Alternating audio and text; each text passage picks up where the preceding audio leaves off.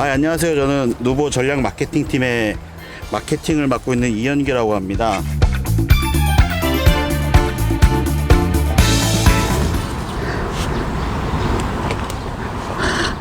이런 거 보면 이게 탄저병이 온 거거든요. 이게 고추는 이제 가장 중요한 병해충이 세 가지가 있어요. 첫 번째로 총체벌레.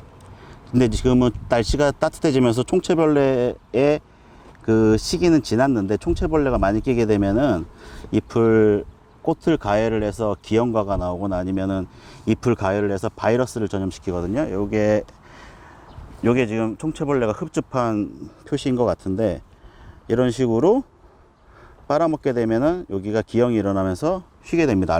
울룩불룩하게 되고. 근데 이제 총체벌레는 보통 한 5월 넘어가기 시작해서 밀도가 줄어들기 때문에 지금은 괜찮고요. 이제부터 신경을 써야 될 거는 탄저병하고 역병이에요. 근데 탄저병이라는 게, 저희는 지금 이 텃밭이 자체가 농약이라든가 비료를 사용하지 못하기 때문에 약을 하나도 못 치는데, 아마 조금 더 장마가 더 심해지고 비가 많이 오게 되면 아마 다 발생하게 될 겁니다. 그리고 아직까지는 병이 안 왔다 치더라도 이 공기 중이라든가 흙에는 탄저균이 다 있거든요. 단만 밀도가 낮을 뿐인데, 어떠한 조건이 딱 되게 되면은 하루 만에 100배, 1000배, 만배로 그 균이 증식을 하게 돼요. 그래서 이제 비 오기 전후에 관리를 잘 해주는 게 가장 중요하고요. 병에 걸리고 나서 치료약을 치는 것보다는 비가 오기 전에 치는 게 훨씬 더 효과가 좋다는 결과가 있거든요. 그래서 항상 큰 강우가 예상될 때는 비가 오기 전에 탄저병 약을 예방적으로 쳐주시는 게 좋고요. 그다음에 역병은 땅 속에 있는 균인데, 역병은 땅 속에 있어서 물길을 따라서 이동을 하게 되거든요. 그래서 비가 오게 되면은 이쪽에 있던 역병균이 물길을 따라서 낮은 곳을 흐르다가 그 다음 주에 감염을 시키고 또 신발로 걷다 보면은 발에 묻어 있던 역병균이 옮겨가기도 하고, 아니면 농자재로 뭐 괭이질이나 호미 같은 걸로 작업을 하다가 다른 밭을 작업하게 되면 거기에 옮겨가게 되고, 그런 식으로 인위적인 거나 아니면 다른 방법으로 해서 이동해야 되는 균이기 때문에, 특히 역병이 한 군데 딱 왔다 그러면은 그 사후 방제가 굉장히 중요한 균이에요. 그래서 뭐 장화를 신고 작업을 하다가도 장화도까지도 역병이 발견되면 소독을 해줘야 되고, 특히 이제 물길 따라서 약재를 고루고루 아래쪽으로 살포를 해서 예방을 해주셔야 되고, 옆집 고추에 역병이 걸리게 되면은 그쪽까지도 좀 방제 좀 해달라고 부탁을 하셔가지고 균이 더 이상 확산되지 않도록 막아주는 게 굉장히 중요합니다. 역병은 걸리게 되면 뽑아내야지 치료약은 잘 없어요. 예, 그런 상태입니다. 그 다음에 고추 재배에 있어서 또 한 가지 중요한 게 이제 칼슘이거든요. 이 고추 같은 경우 특징이 뭐냐면은 열매가 굉장히 많이 열려요. 토마토도 마찬가지고 방울이도 많이 열리고 하는데, 이렇게 연속 착과작물이라고 부르거든요, 얘네들을.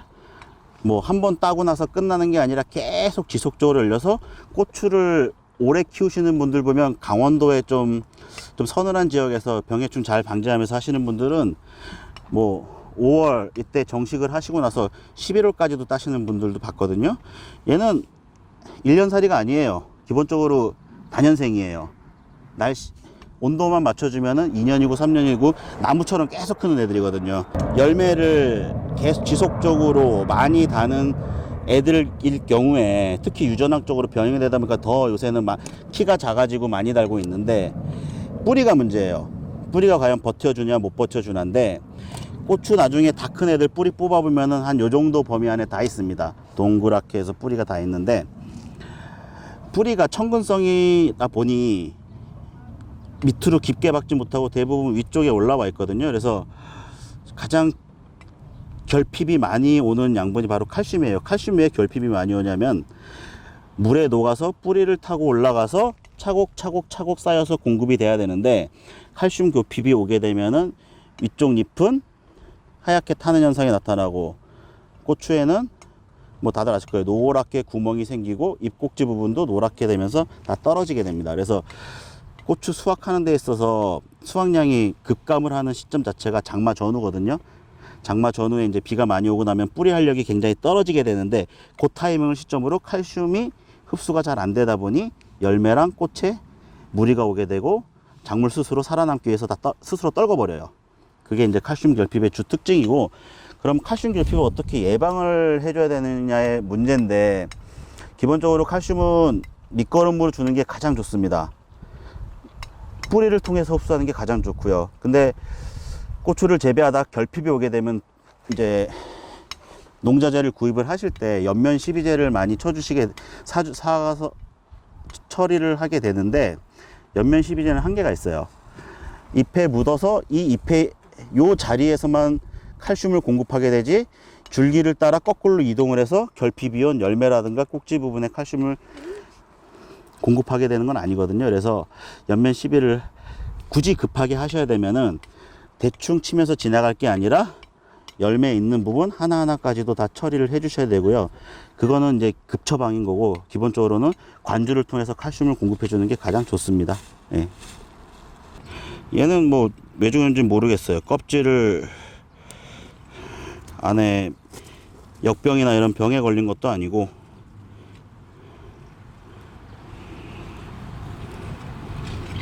관리를 안 해주니까 죽지.